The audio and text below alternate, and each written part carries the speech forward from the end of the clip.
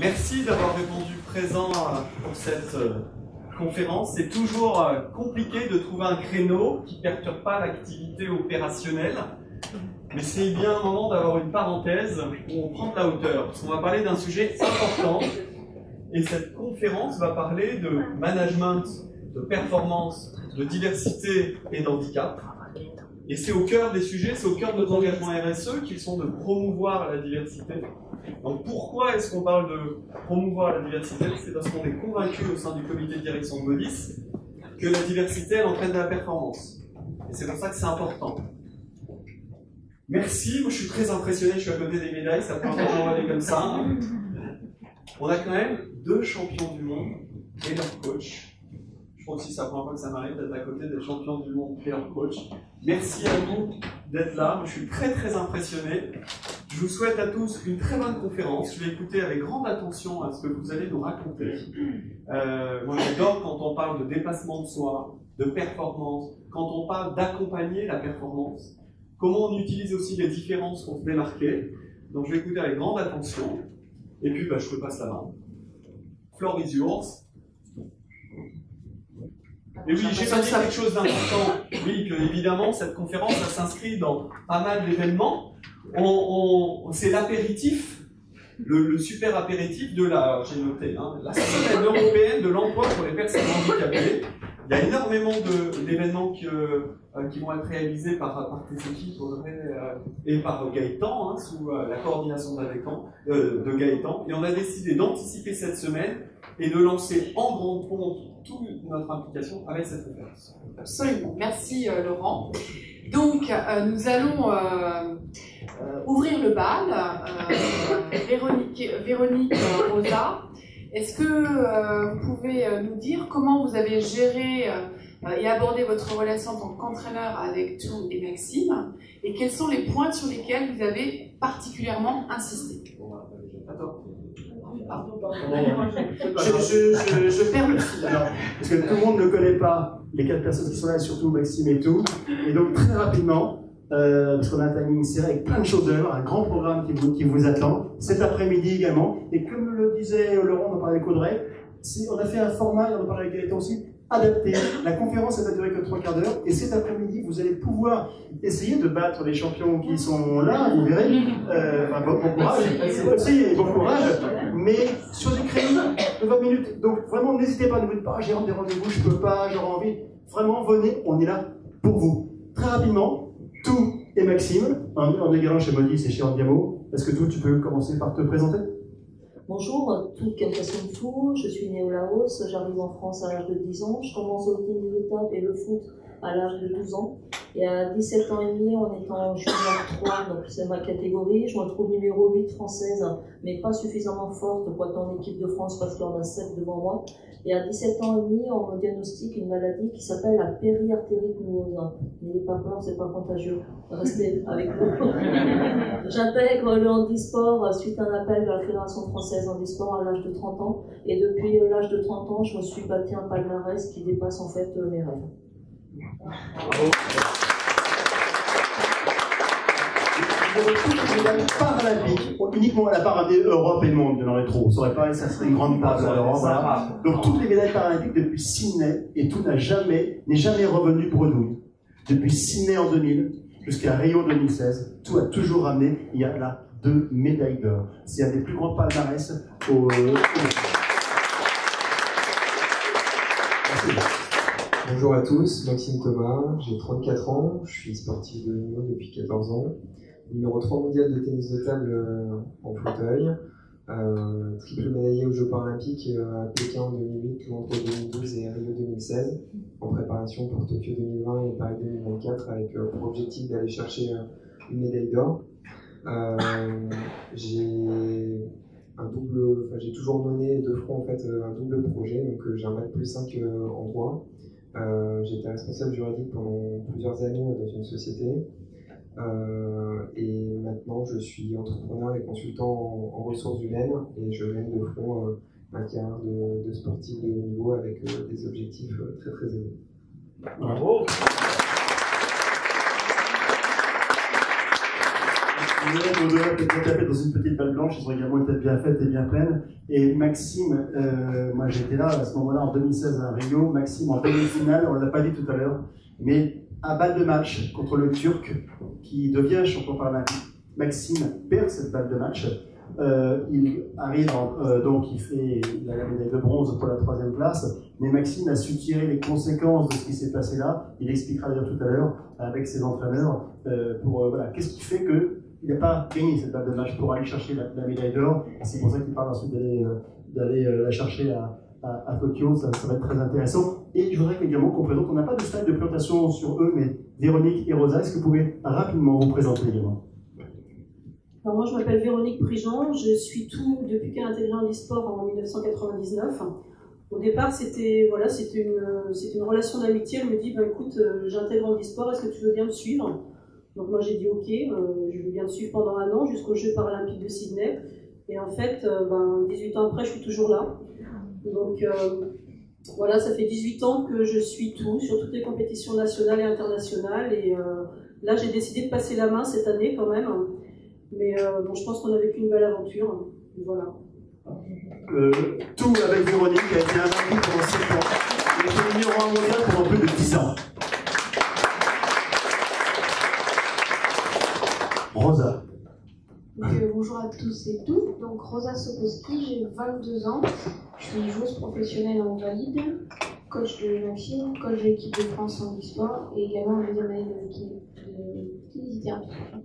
Voilà. Et ouais. Rosa, parce que Maxime a changé de co-entraîneur 2 fois récemment, pour des raisons qu'il pourra peut-être expliquer, mais Rosa, par contre, c'est un fil conducteur. Ça fait 5 ans qu'ils collaborent ensemble. Rosa, on pourrait se dire, mais déjà, qu'est-ce qu'elle fait là vous verrez Maxime, la relation qu'il a avec elle. Et Rosa, à son âge, elle a déjà été nommée coach de l'équipe de France, et récemment, elle s'est vue proposer, elle expliquera aussi pourquoi tout à l'heure, elle s'est vue proposer le titre de head coach, la chef des coachs de l'équipe de France, qu'elle a refusé à cause de son double projet, qu'il expliquera tout à l'heure. Donc vous avez devant vous des belles personnalités. Audrey, à toi. Alors je reprends. Donc, comment est-ce que vous avez géré votre relation en tant qu'entraîneur avec tout et Maxime? Alors, au départ, en fait, quand tout m'a demandé de la suivre en handisport, pour moi, c'était vraiment une nouveauté parce que le handicap, à part tout, en fait, je ne connaissais pas vraiment de personnes handicapées, même si on sait que 80% des handicaps sont invisibles et que j'ai certainement dû en croiser. Mais voilà, donc il a fallu qu'on mette un peu carte sur table parce que je ne voyais pas trop comment faire, je ne voyais pas trop quoi lui apporter au départ. Donc on a beaucoup discuté. J'ai demandé à tout quelles étaient ses difficultés. Je lui ai demandé de me dire ce qu'elle pouvait faire, ce qu'elle ne pouvait pas faire, et surtout quels étaient ses objectifs. Parce que la suivre en handisport, c'est une chose, mais moi après, c'est vrai que je suis compétitrice aussi dans ma tête. Donc moi après, si elle m'avait dit je veux aller aux Jeux paralympiques de Sydney, mais mon seul but c'est de participer, je pense que j'aurais pas adhéré en fait. J'ai besoin d'avoir quelqu'un, de suivre quelqu'un qui a envie. Alors, gagner c'est une chose, on peut perdre, hein, bien sûr, l'échec est toujours possible, mais j'ai envie de suivre quelqu'un qui veut aller au bout, qui veut aller chercher ses limites en fait. Donc voilà, donc on a beaucoup discuté, on a mis en place des séances d'entraînement. Alors tout a une maladie évolutive, donc il faut savoir que souvent on a dans la tête qu'un sportif de haut niveau, ça s'entraîne 5 heures par jour. Tout c'est pas possible, simplement parce que sa maladie ne lui permet pas de le faire. Donc elle s'entraîne 1h30 tous les jours, voire tous les 2 jours, certaines fois quand c'est pas possible. Donc on travaille uniquement sur la qualité. La quantité, on l'a un peu oublié, c'est pas la peine. On a souvent fait l'erreur, donc en fait, si elle s'entraîne trop, tout se blesse. Hein. C'est à chaque fois pareil. Donc on a 2-3 fois on a fait l'erreur. Donc aujourd'hui on a réussi à bien dompter, je dirais, sa maladie, parce qu'il faut savoir qu'on n'est jamais 2 à l'entraînement. Il n'y a pas tout et moi, il y a tout moi et il y a la maladie. Et c'est certainement la plus dure à gérer en fait. Donc avec le temps, au fil du temps, on a réussi à la dompter, on la connaît mieux, on a fait pas mal de recherches aussi sur cette maladie. Et aujourd'hui, je pense qu'on arrive à bien gérer en fait cette relation à 3, je dirais. Et je pense que on forme un binôme en fait, on n'a même plus trop besoin de communiquer pour se comprendre. Ça fait quand même 18 ans que je la suis. sur toutes les compétitions. Maintenant, parfois un regard suffit, je sais quand ça va, je sais quand ça va pas, donc je sais à peu près comment réagir face à elle, et elle face à moi, c'est un peu pareil. Donc on a créé une osmose un peu dans notre binôme, et je pense que c'est pour ça que ça marche aussi, et c'est pour ça qu'elle a le palmarès qu'elle a aujourd'hui. Rosa? Donc moi j'ai rencontré Maxime il y a 5 ans, donc la première fois que je l'ai vu, j'ai vraiment été interpellée. Vraiment ça m'a frappé, sa force de caractère, son abnégation et vraiment son envie, c'était impressionnant. Donc, moi quand j'ai rencontré Maxime, je ne connaissais rien à handicap ou à l'handisport.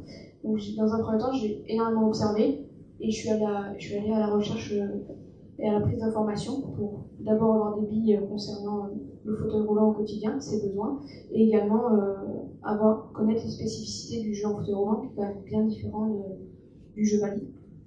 Donc vraiment le partage a été la base de notre relation. On a passé énormément de temps à échanger, à parler pendant des heures, voilà, vraiment se connaître et pour pouvoir appréhender la suite. Donc notre binôme, moi quand j'ai rencontré Maxime, était déjà dans le haut niveau et le but c'est de l'amener au très haut niveau.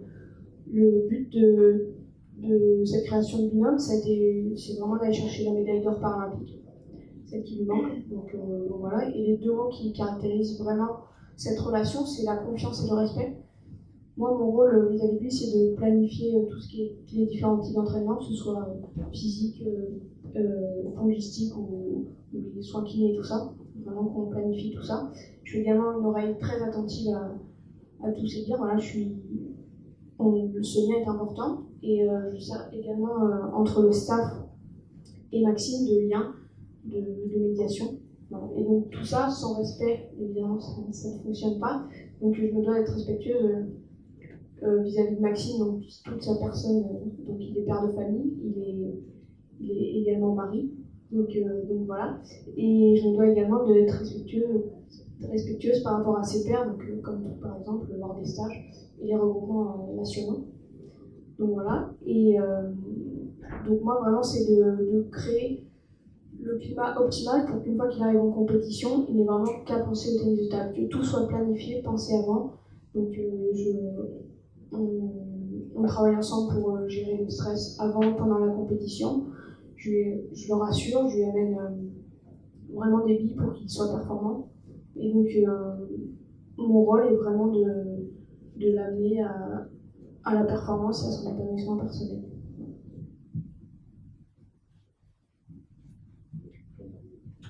Merci beaucoup. Par ailleurs, Tou et Maxime, comment est-ce que vous avez de votre côté bâti les relations que vous avez avec le coach, entraîneur? La première chose, c'est bien s'entendre avec la personne. Ça, c'est vraiment important. La deuxième chose, c'est, de par ses compétences, qu'est-ce qu'elle peut m'apporter? Parce que si elle peut rien m'apporter, moi, ça m'intéresse pas. Pourquoi j'ai besoin de quelqu'un? Parce que on avance très bien toute seule. À deux, à plusieurs, on va beaucoup plus loin. Et ça, c'est vraiment très, très important. J'ai besoin aussi de son regard, parce qu'une fois qu'on est derrière la table, on n'a pas forcément toute notre tête. Et avoir quelqu'un qui vous dit par derrière, bah, ça et ça et ça, c'est de faire ça, c'est de faire différemment. Je trouve que c'est vraiment pas mal. Donc, c'est vraiment par la compétence où notre relation est basée. Alors, moi j'ai bâti une équipe autour de moi avec entraîneur, préparateur physique, préparateur mental, kiné, ostéo qui me suivent à longueur de temps. Ce que je recherche avant tout chez Rosa et chez un manager, chez un entraîneur, c'est vraiment qui me pousse le plus loin possible, qui me pousse à dépasser mes limites et à constamment aller plus loin, aller plus haut et me fasse surpasser mon handicap et ce que je peux faire. Et j'ai besoin de ça, mais en même temps, j'ai aussi énormément besoin de communication, de feedback, d'être, Rosa l'a dit, rassuré, d'être évalué et de pouvoir, dans tous les actions, les objectifs, tout ce qu'on met en place, avoir un retour de sa part et de la part de toutes les personnes de mon équipe sur ce qu'on met en place pour arriver au plus haut niveau et à la haute performance. Donc on met en place énormément de feedback, alors qui peuvent être très très rapides. Hein. D'un regard, on se dit beaucoup de choses parfois, et il n'est pas souvent utile d'utiliser la parole, mais après on peut avoir aussi des échanges un petit peu plus longs pour développer, mettre en place des choses, se réadapter et adapter notre fonctionnement pour être en permanence dans l'optimisation de notre performance. Alors, qu'est-ce qui fait qu'on est un bon entraîneur, un bon manager qui sait emmener à la performance? Et comment vos expériences peuvent être transposables au monde de l'entreprise? Question pour les quatre, là. Qu'est-ce qui commence? Moi, je pense que la première chose, en fait, c'est l'écoute. On parle beaucoup, comme Maxime et Rosa, on parle beaucoup avec tout. Et moi, je me dis qu'il faut toujours que j'appuie sur les compétences de tout. Évidemment, elle a des difficultés, puisqu'elle est en situation de handicap. Elle a des difficultés, il y a des choses qu'elle ne peut pas faire. Donc, on essaie toujours d'aller dans le positif. Je ne peux pas demander à tout d'aller courir, elle ne peut pas courir. Donc, j'essaye toujours de ne pas la mettre en difficulté. J'essaye d'appuyer sur ses compétences, sur ce qu'elle sait faire, et j'évite de la mettre en difficulté. Ça ne sert à rien, ça va la faire douter. Et puis moi, ça ne m'apportera rien non plus en tant que manager d'avoir quelqu'un en face de moi qui va douter, qui ne va plus savoir quoi faire. Donc on essaye toujours de travailler sur ses compétences pour les mettre en avant. Et voilà, je pense que c'est l'essentiel en fait. Et donc pour rebondir, pour mettre en avant les compétences de notre athlète, il faut déjà le connaître ses compétences. Pour ça, il faut être à l'écoute évidemment et qu'il y ait énormément d'échanges entre le binôme. Pour moi, un bon manager, je suis aussi entraîneur de tennis de table. Pour moi, un bon manager, c'est quelqu'un qui va emmener la personne le plus loin possible. Pourquoi le plus loin possible? Parce que pour nous, dans le tennis de table, c'est pas parce qu'on a perdu un match qu'on n'a pas fait le boulot. Un bon manager, c'est quelqu'un qui doit donner toutes les possibilités à son second, de son équipe, à aller le plus loin, voir déjà où sont ses difficultés, par ses difficultés, faire des formations. Et de là, aller le plus loin possible dans le sens où il faut qu'on aille tous dans le même sens. Mais par contre, un bon manager, s'il n'a pas un bon collaborateur en face, il n'arrivera à rien faire du tout. Nous, perdre un match de tennis de table, quand j'ai perdu ma finale au Jeux de Londres en 2012 et à Rio en 2016, ce n'est pas un échec pour moi. Pourquoi? Parce que j'ai donné le meilleur de moi-même. J'avais en face de moi quelqu'un de meilleur que moi. Et là, il n'y a pas d'échec, parce que j'ai donné le meilleur de moi. Un bon manager, c'est celui qui sait aussi fixer des objectifs qui sont réalisables et atteignables. Parce que si ce n'est pas réalisable ni atteignable, ça décourage, et du coup, le collaborateur, lui, ne va pas avancer. Donc pour moi, c'est vraiment donner toutes les billes à son collaborateur pour aller le plus loin possible. Je dirais même que voilà, quand on fixe des objectifs, on les fixe ensemble. Certes, j'ai envie d'aller décrocher une médaille d'or, mais c'est un choix qu'on partage et on met tout en place pour y arriver. Et c'est vraiment un travail d'équipe, un travail au quotidien. Je parlais tout à l'heure du feedback, très très important. Nous, on a construit énormément notre relation là-dessus, sur la communication qu'on pouvait mettre au sein de notre binôme, au sein de notre management mutuel. À la fois moi remonter les informations sur ce qui me convient, ce qui me convient pas, là où j'ai envie d'aller, comment j'ai envie d'y aller aussi, parce que j'ai une identité de jeu, j'ai une identité tout court de joueur, des choses que j'aime faire, et on en discute souvent pour arriver à ce que tout ce qu'on met en place pour arriver à cet objectif, on le fasse dans le respect de nos personnes. Je ne vais pas demander à Rosa de m'apporter des choses qu'elle ne peut pas m'apporter, et elle, inversement, ne va pas me demander des choses qui ne me parlent pas et qui ne sont pas en cohérence avec moi-même. Donc ce travail de connaissance et d'approfondissement de notre relation, il est fondamental pour aller chercher de la performance. Et c'est vrai qu'on passe du temps à discuter, alors on ne fait pas que ça.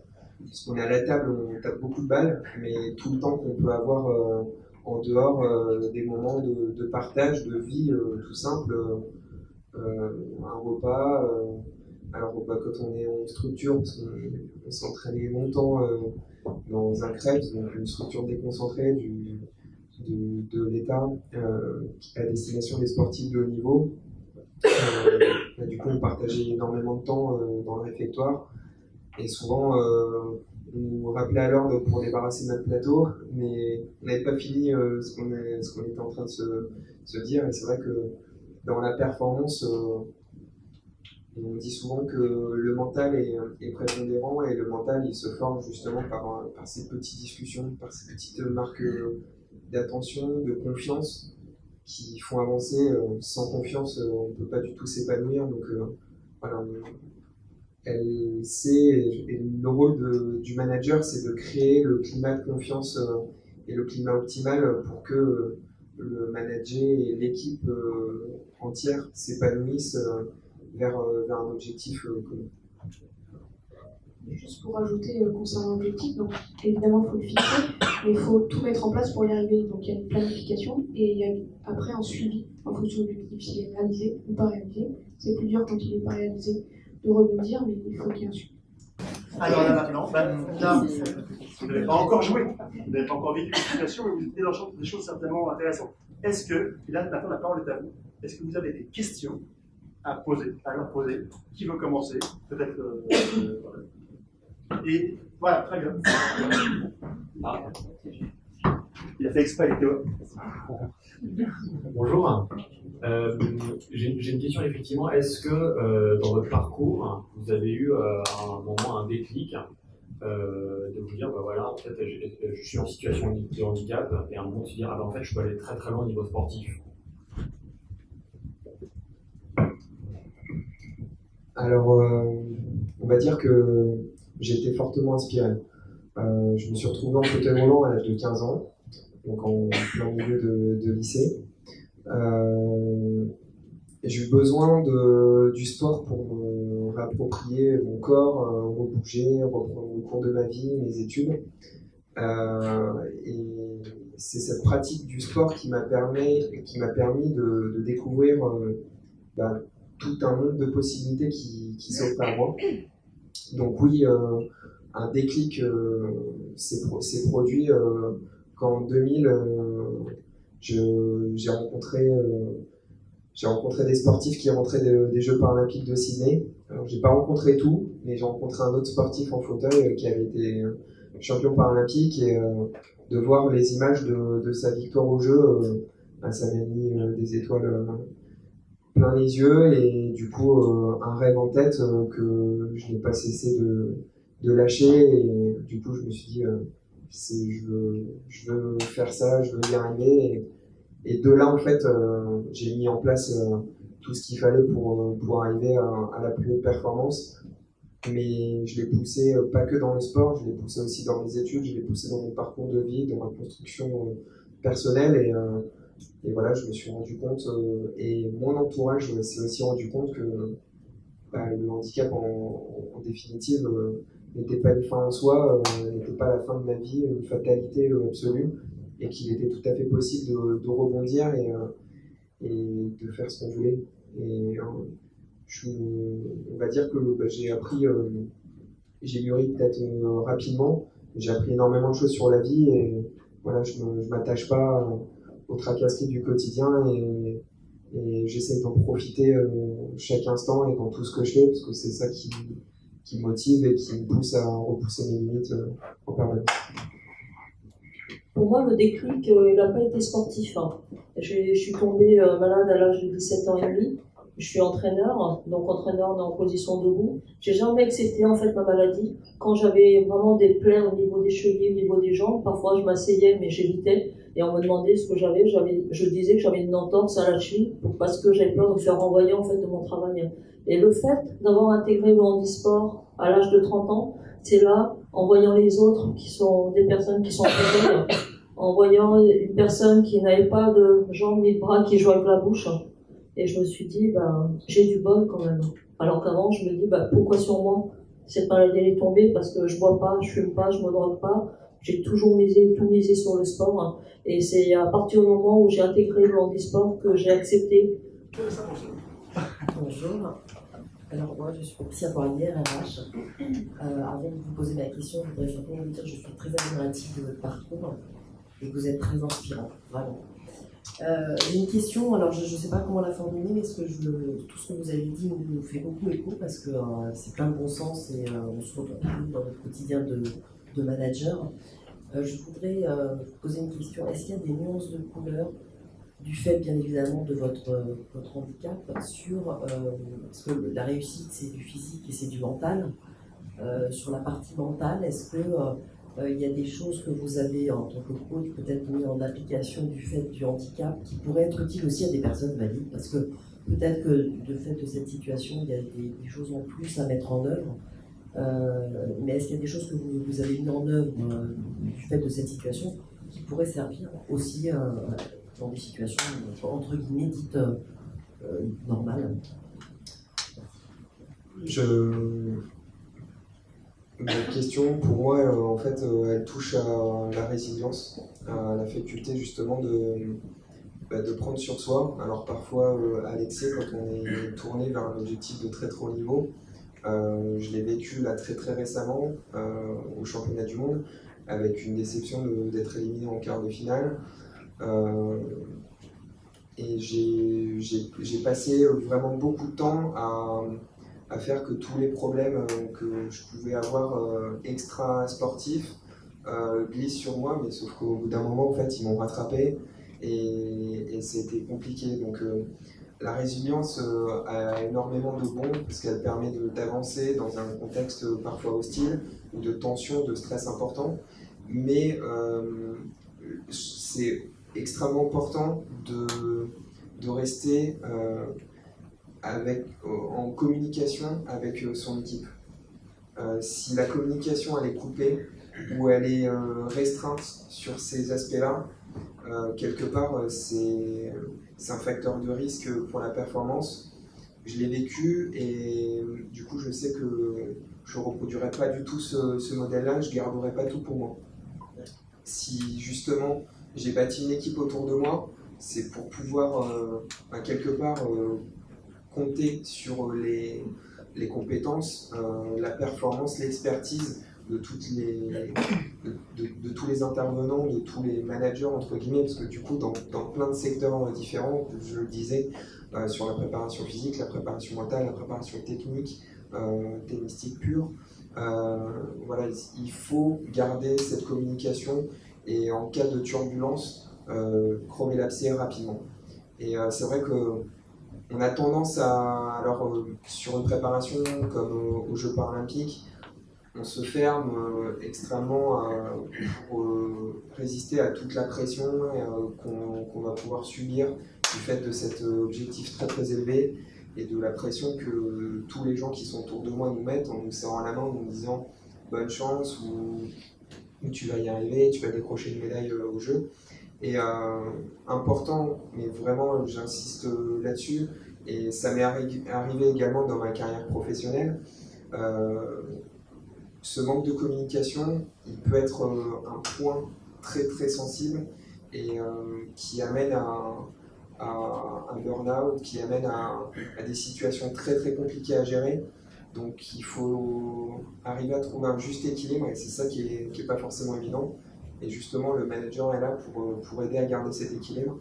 Et grâce à Rosa, j'ai pu aussi rebondir très très rapidement suite à cet échec. Et là, on repart sur une autre dynamique et beaucoup plus fort, beaucoup plus déterminé encore pour la préparation des Jeux de Tokyo. Pour rebondir sur les propos de Maxime, je peux vous interroger, mesdames les entraîneuses, comment réagit-on justement en tant que coach lorsqu'on s'aperçoit qu'on est peut-être allé trop loin, on en a trop demandé, on est face à une situation qui est compliquée à surmonter de la part du sportif ou de la sportive? Je peux juste prendre le micro. Les femmes, ce sont des entraîneurs, parce que les entraîneurs, c'est un autre métier en fait. Et tout récemment m'a repris, Eleonore également, pareil, parce que moi dans la document de présentation de tout, elle m'a fait rajouter le E après entraîneur, vous voyez là. ici. Et donc, là. Et là, elle m'a dit, ah, bah, chez vous, ils n'ont pas mis le E. J'ai dit, j'ai oublié de le lire, pardon. Vous voyez, elle en parle. Autant pour moi. Si on n'en est pas moins sincère. Du coup, j'ai oublié la question, merci. Ceci dit, on rigole, mais ça vous montre à quel point tout est une grande professionnelle. C'est vrai, comme disait, je crois que c'est Rosa tout à l'heure, quand on gagne, tout va bien. Toi, elle a été invaincue pendant 7 ans, c'était facile. Hein. On allait en compétition, on était super relax, tout allait bien. Et quand on est allé c'était donc au Jeu de Londres, où elle perd en finale. Alors, c'est pas un échec, hein, elle perd en finale, c'est pas nul non plus, on est bien d'accord. Mais bon, vous n'avez pas l'habitude de ça. Et même en tant que coach, c'est pas simple à gérer. Vous posez plein de questions, dites, mais qu'est-ce qu'on n'a pas bien fait? Qu'est-ce qu'il faut remettre en question? Parce que pendant 7 ans, on n'a rien changé, parce que tout allait bien. Donc, je pense qu'en tant que coach, il faut être capable aussi d'absorber tout ce stress, parce que c'est vraiment un stress qu'on connaît l'athlète. Alors, c'est dur pour le coach, mais il faut se dire que c'est certainement 200 fois plus dur pour l'athlète. Donc après, on est là aussi pour temporiser, pour dire, ok, ouais, tu fais médaille d'argent, tu aurais voulu l'or. Il y en a plein qui repartent sans médaille en même temps, donc c'est pas trop grave. Et puis demain, il fera encore jour, et puis demain, on va pouvoir se remettre au boulot, et on va encore pouvoir gagner des titres. D'ailleurs, l'année suivante, tu étais championne d'Europe, donc c'était pas fini. Parce qu'il y a plein de gens, quand elle a perdu en finale à Londres, ils ont dit, ça y est, c'est une passation de pouvoir, c'est fini, c'est fini. Non, rien n'est fini. Je pense que les limites qu'on veut, les limites, ce ne sont pas les limites que la société nous impose, en fait. C'est les limites qu'on se met nous-mêmes. Et si on a envie d'aller plus loin, je ne vois pas ce qui empêcherait tout d'aller à Tokyo, d'aller à Paris, et puis après, je ne sais pas où ça sera, mais on verra. Los Angeles. Donc là, on verra. Mais je pense qu'en tant que coach, il faut vraiment être capable d'absorber tout ça, même si sur le moment on est mal, parce que moi je sais que j'ai vécu des moments, même si devant tout je disais mais non, mais t'inquiète pas, ça va, un échec c'est pas grave. Derrière j'ai quand même passé des nuits sans dormir, faut le savoir, parce que ça vous cogitez, vous dites qu'est-ce que je vais faire, qu'est-ce que je peux encore lui apporter, parce que c'était ça aussi. Pendant 7 ans on avait tout gagné, puis du jour au lendemain un semi-échec. Donc vous remettez vous aussi en question, ça vous permet d'avancer aussi. Et puis en tant que coach, moi je pense que je suis là aussi pour servir un peu d'éponge pour tous ces sentiments qui sont difficiles, le stress, la pression, tout ça, c'est aussi au coach, je pense, d'absorber ça. C'est pas l'athlète. L'athlète, quand il est face à la table, il ne doit penser qu'à son tennis de table et pas autre chose. Donc moi je suis un peu Bob l'éponge, un peu. Merci. Donc, déjà, après un check, il faut accepter que peut-être on a été mauvais. Déjà, donc, il faut se remettre quand même en question. Et comme le dit Théorie, elle répond à tout. Moi, j'ai point, j'ai moi, numéro 2. Non, donc, énormément d'échanges. Et donc, j'ai une petite anecdote. Donc, Maxime parlait des championnats du monde où il a malheureusement échoué en quart de finale. Il y a eu un petit moment de latence. On s'est laissé quelques jours. Je savais qu'il en avait besoin. J'en avais besoin aussi pour qu'on réfléchisse un petit peu à ce qui s'était passé. Et après, on s'est retrouvés, on a discuté un bon petit moment, voir comment on repartait, ce qu'on remettait en place, ce qu'on modifiait, peut-être ce qu'on arrêtait ou ce qu'on commençait. Donc voilà, c'est énormément de remise en question et se tourner vers de nouveaux objectifs, peut-être changeants. Peut-être qu'il y a eu un échec, mais qu'il n'y a rien à changer, c'est aussi possible. Mais voilà. En ce qui me concerne, j'ai perdu en finale au jeu de Londres en 2012, jeu de Rio en 2016. Ce ne sont pas des échecs. Pourquoi? Parce que j'ai perdu sur le meilleur que moi et j'ai dominé le maxi. Qu'est-ce qu'un échec? Un échec, quelque part, vous avez perdu une débutante, vous n'étiez pas concentré, vous n'étiez pas là. Pour moi, c'était un échec. Je me suis donnée, elle était meilleure que moi et j'ai perdu. Sur les années où j'ai gagné, peut-être que ce jour-là, j'étais meilleure. Donc, qu'est-ce qu'on met derrière le mot échec? Pour moi, quand on ne se donne pas, c'est un échec. Moi, je me suis vraiment donnée. Et après, écoutez, elle était meilleure que moi, tout simplement.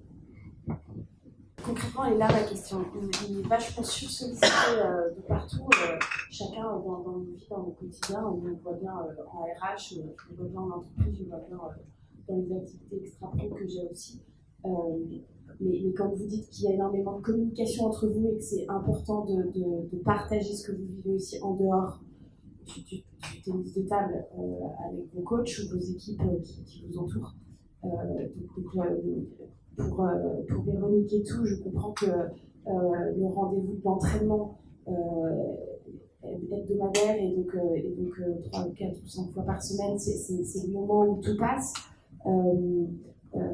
Comment est-ce que, voilà, comment est-ce que à quel moment vous faites le téléphone, du coup vous ne décrochez pas automatiquement? On passe pas notre vie au téléphone et ça appelle d'autres développements dans notre carrière de sportif de niveau. On est aussi obligé de gérer notre communication, donc l'aspect réseaux sociaux est aussi important. Alors moi je fais le choix de ne pas forcément développer ma communication et c'est comme ça que je la conçois. Je préfère qu'on la fasse humainement entre nous. C'est plus important pour moi de développer tous ces aspects-là. On va dire qu'en fait on se retrouve. Et du coup, quand on se retrouve, on est connecté à 100% et on avance plus vite que si on était au quotidien en permanence. C'est le même équilibre au niveau de ma vie de famille, c'est le même équilibre au niveau professionnel. Et c'est comme ça que moi, je conçois les choses et que j'arrive à m'épanouir. On se retrouve sur une fréquence de à peu près une semaine par mois. Parfois un petit peu moins, une semaine tous les 2 mois, mais sur les stages d'équipe de France, sur des sessions où elle nous rejoint à Lyon pour s'entraîner. Et puis après, on essaye d'être au maximum efficace dans notre planification. Pour un déplacement de Paris, ça peut être l'occasion de faire quelques séances d'entraînement et elle également pour placer un stage dans le cadre de ses études sur Lyon. Et voilà, on arrive à optimiser au maximum ce qu'on fait. Je vais arrêter de parler parce qu'on m'accuse de monopoliser. C'est des accusations fondées. Moi, pour ma part, donc j'ai 3 projets forts quand même, parce qu'à l'heure actuelle, donc, je vis du tennis de table en valide, enfin, on en vit difficilement, on en vit. Et donc j'ai mes études, donc j'ai la chance, étant sur les listes de haut niveau en valide, d'avoir des horaires aménagés, donc je peux dédoubler quelques années, donc au lieu de 4 ans, je vais mettre 6 ans pour être kiné. Donc voilà, ça va être long. Et donc après, sinon, c'est énormément d'organisation, comme dit Maxime, et on se retrouve à peu près 1 fois par mois, et c'est à ce moment-là où il y a énormément d'échanges. Voilà, c'est le... Merci beaucoup. Alors, une dernière question. Si vous étiez dirigeant de Modis, que feriez-vous pour favoriser l'intégration des personnes en situation de handicap? Lourde responsabilité et attention. Alors, moi, la première chose déjà, c'est qu'il n'y a pas de personnes en situation de handicap. Pourquoi? Parce que vous avez recruté sur une compétence et pas du tout sur un handicap. Moi, par exemple, à mes yeux, j'ai 12 et 13, c'est l'organe qui marche bien. Et quand je vous vois, vous, avec des lunettes, quelle est la personne handicapée que j'ai en face de moi? C'est pas moi, c'est vous. Et peut-être que tout à l'heure, au tennis de table, peut-être, hein, vous allez peut-être pas me battre, mais qui va être handicapé dans cette affaire-là? Vous voyez? Donc, le recrutement, pour moi, on parle pas d'handicap, on parle de compétences. Au-delà des compétences, on parle aussi de personnes. Quand vous avez en face de vous une personne avec un handicap visible ou invisible, l'important c'est de la considérer en tant qu'être humain à part entière et justement de pas prendre en considération cet aspect handicap parce qu'en définitive il n'a pas lieu d'être. Si recrutement il doit y avoir, c'est exclusivement pour les qualités de la personne. Certes ses compétences, mais également son savoir-être, son savoir-vivre, tout ce sur quoi vous, en tant que recruteur ou manager, vous allez pouvoir capitaliser pour la former, pour l'amener à évoluer, à devenir performant, à performer dans vos équipes et à être un réel atout au quotidien. Donc vraiment, ne vous mettez pas de barrière justement sur ces aspects de handicap. On sait qu'en France, on a du mal à avancer sur ces sujets. On a une obligation légale d'emploi de travailleurs handicapés qui impose un quota de 6% dans les entreprises de plus de 20 salariés. Mais ce quota, il n'a pas lieu d'être. Si vous recrutez une personne pour remplir votre quota, vous avez tout faux. Et du coup, votre recrutement, il va être raté, quel qu'il soit. Parce que le fondement de votre recrutement sera érodé. Merci beaucoup pour ces témoignages. Je pense que vous nous avez vraiment apporté ce matin la matière à réflexion et à remise en cause aussi. Et je vous en remercie. On va en rester là pour le moment. Merci beaucoup, vraiment. Et eh bien, on vous donne rendez-vous à plus tard.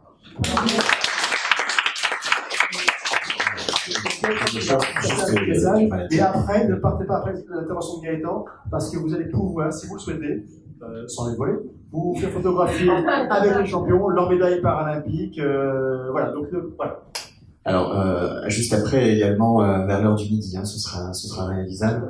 Alors, je voulais simplement remercier Richard et toute l'équipe d'Andiamo, ainsi que les sportifs, les entraîneurs, pour leur présence aujourd'hui et l'organisation de cette journée. Un grand merci, un grand bravo.